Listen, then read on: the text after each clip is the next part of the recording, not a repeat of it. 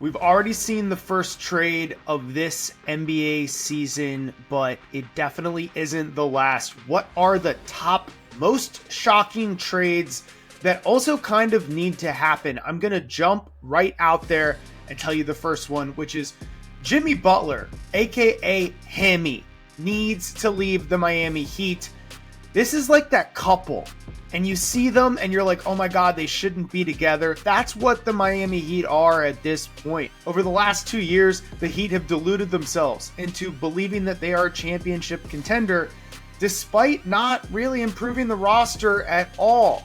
They had one magical playoff run as an 8 seed, and they convinced themselves to keep the band together when no one wanted this song. What we're left with now is an over-the-hill Jimmy Butler asking out, and the Miami Heat are ready to ship him out. So the only question is, where does he end up? I'm going to call it Jimmy Butler on the Suns makes too much sense. The Phoenix Suns are as all in as a franchise can possibly be. They have a big three.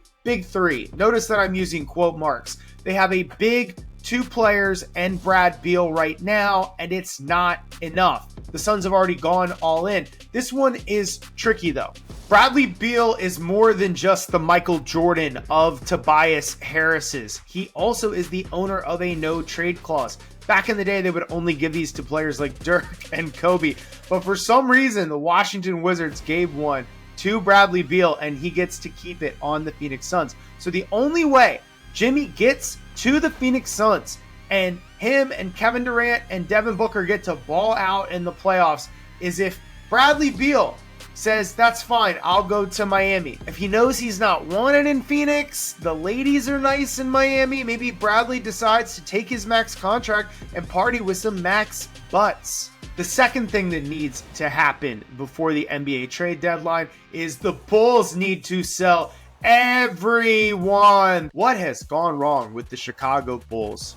A few years ago, they had a promising team with Zach LaVine and Vooch carrying positive trade value. Now, a few years later, despite the fact that earlier today, it's 2 a.m. as I record this, they went out and they beat the Boston Celtics for no good reason. This is a Bulls team that isn't good enough to be good and is too good to tank. Shout out to the Brooklyn Nets. Why did you beat the Raptors? Yes, I'm sitting here looking at the Bulls roster and all I see is trade it. The Bulls have been talking about it for a while, but now the rumors are starting to mount. Could we see Zach LaVine go to another destination that I also have on this top 5 trades that need to happen list? I think we need to see Vooch go to a contender. I think we need to see LaVine go to a contender. They started to pull the Band-Aid off with DeRozan, but now they need to finish the job and do a proper rebuild. Kind of like Kobe White. I think maybe eventually Josh Giddey could be something, but there's not much else on the roster I want to build around. I don't know what you do with Patrick Williams, aka the Paw. I don't know what you do with his contract. The third trade that needs to happen is the Denver Nuggets need to get help for Nikola Jokic. This is sad, guys. It's beyond sad. It's a waste of one of the best players in the history of the NBA. Since the Denver Nuggets went out and won an NBA championship, all the Nuggets management have done is continue to dilute the talent around Nikola Jokic as he has elevated his game. NBA.com has this advanced stats, and everyone has their own advanced stats. They've got win shares, plus minus, Raptor, LeBron. They're all about the same, but this one that I pulled up from NBA.com has Nikola Jokic as the second best player in basketball, only to Giannis this year. Well, who's the second best player on the Nuggets? According to this metric, it's Aaron Gordon, and he's the 126th best player. The Nuggets don't even have another top 100 player to pair with Nikola Jokic this year. That's insane. That's outrageous. They're abandoning this man on an island in the prime of his career. These are all the players that I think would immediately make the Nuggets more of a contender. They get Zach LaVine. He's instantly the best player Nikola Jokic has played with since prime Jamal Murray in the bubble. They go out and they get LeBron, and instantly, once the playoffs start, you have the scariest two-man tandem in basketball for at least 1 or 2 more years. But hey, I'll accept Jimmy Butler. I'll accept Tyler Hero. I would even accept Vooch. I think I'm trying to brainstorm how the double big man lineup would work, but offensively it would work. And I think they can both space just enough that they would allow each other to operate. Defense would really be the issue. The point is, the Nuggets need to pull together what little roster flexibility they have with the contract of Michael Porter Jr. and bring in some help for Joker. One of the rumored trades is trading Michael Porter Jr. in a 2-way or 3-way trade involving the Nets that would bring back Cam Johnson, who is playing so good that he's ruining the Nets tank, but we already did that in another video. Check that one out. And maybe Dorian Finney-Smith. I don't know if I like the idea of trading Jamal Murray or Michael Porter Jr.'s contract for a star player or for positive impact depth players. Joker is good enough that if you surround him with enough shooting and defense, in theory, that is good enough. But I'd like to see them get him a second star. Personally, this is going to work out nicely with the next thing I bring up as well. I want to see LeBron and Jokic on the same team. I want to see the Lakers blow it up. And there we go. That's number 4. The Lakers need to blow it up. Guys, the Bronny James scenario, it was a good offseason story. A dad playing with his son. Who doesn't love that? But it's not going to happen for this Lakers team. They're not 1 trade away. They're not 2 trades away.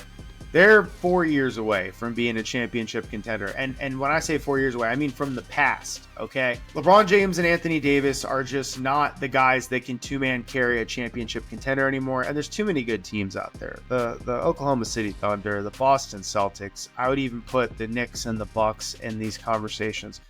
The Lakers are just not going to find a way to beat those teams. And I don't care what you get back for D'Angelo Russell. It's not going to be enough for a contender. The best move the Lakers have made is a 24-year-old, 25-year-old rookie in Dalton Connect. I don't buy it. This isn't a real championship contender. But the Lakers still have the opportunity to do the right thing. They can trade LeBron James, get back some positive assets, let him go try for one more ring, let him do one more cowboy dance off into the sunset, and the Lakers are going to be fine. If you're a Los Angeles Lakers fan, good for you. You get to be in like the best city in the world for basketball, and all the free agents want to come there. The Lakers will be fine in a year or two, but the longer they hold LeBron, the worse they're making their future. Okay, finally, the 5th trade that needs to happen is the Minnesota Timberwolves need to pick up the phone. They need to get busy. They need to try to undo the damage of this Karl Anthony Towns trade. Oof, this one looks bad. The Timberwolves had a magical year last year, and everything seemed pointed in the right direction, but that dreaded luxury tax, that dreaded second apron of the new CBA kicked in, and ownership decided they couldn't keep the band together. So they traded off Karl Anthony Towns to bring back Julius Randle and Dante DiVincenzo, who are 2 serviceable players, but there's just something wrong with this Wolves team, and they can't leave the roster as is and just keep going forward. I think that Cam Johnson would look really good on this team. I think that Jimmy Butler. I don't know. What are we talking about? Could Jimmy Butler? Is there a scenario where Jimmy Butler ends up back on the Timberwolves? I love the idea of Jimmy Butler and Anthony Edwards. I think these are some of the biggest dogs in the NBA. These guys are competitors, alpha bros. I don't know. I don't know if they would be willing to pay him. It can't be worse than Julius Randle. Even a 38 or 39-year-old Jimmy Butler is probably a more winning player in the playoffs than Julius Randle. I don't know if they have to keep Randle and trade Rudy. I don't know. Here's the honest truth as we look at all these trades. And I want you guys to like, subscribe, jump in the comment section, tell me what trades you would do. But the second apron and the idea of all these punishments from the new collective bargaining agreement, it's changed the NBA. Like, I can't remember the last time this many teams that were in contention just started shedding positive players. We kind of saw it with the Nuggets. Nuggets let go of KCP. They let go of Bruce Brown.